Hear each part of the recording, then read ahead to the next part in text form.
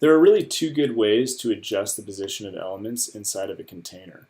The first is with padding and setting individual parameters for how much padding you'd like to add to a container. And the second is by manually adjusting margin for elements within the container. So let's look at both options. The first is by setting padding manually. Here I have a container that holds several image widgets and button modules. And I don't like how much space there is between this module and this. So I'm going to go into the container settings and find that I have 130 pixels of padding at the top of this. And I'm going to drop that down so that there's a little less space between those modules and containers. One thing to note about adjusting the position of elements within containers using this method is that this is a device-specific setting or device-specific style. So although I like the space between modules on this breakpoint, it's important to note that in order to achieve the effect that you'd like across all devices, that you go into each breakpoint and adjust that setting for each of those viewport sizes.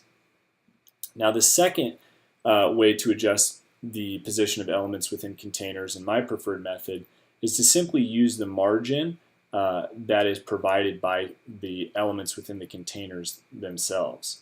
So here I wanted to add text and buttons to this container that has a background image of this Camry.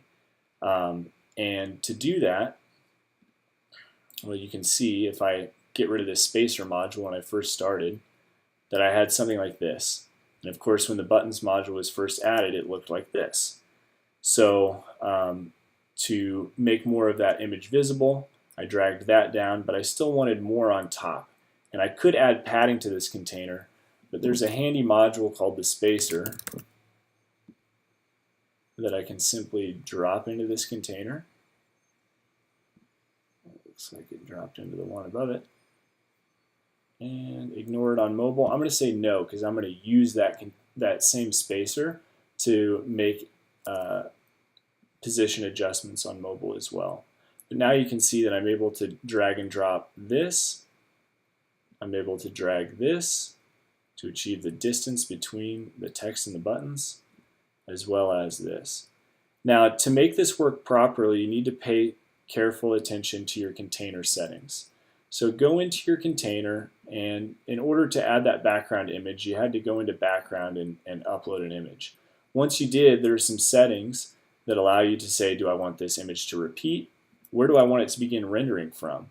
By default, it'll say left top, but obviously the default for this particular image won't look good. I want this image to begin rendering from the right bottom so that I can get that achieved white slash effect.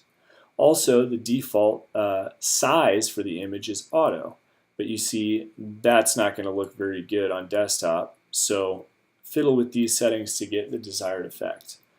Also note, again, these icons allow you to configure these settings manually or uniquely rather across all 4 breakpoints. So I have achieved my desired effect here on desktop, but it's important to note that in order for me to have a beautiful display across devices, I should also be checking mobile and the other breakpoint sizes so that I'm able to get the look that I want.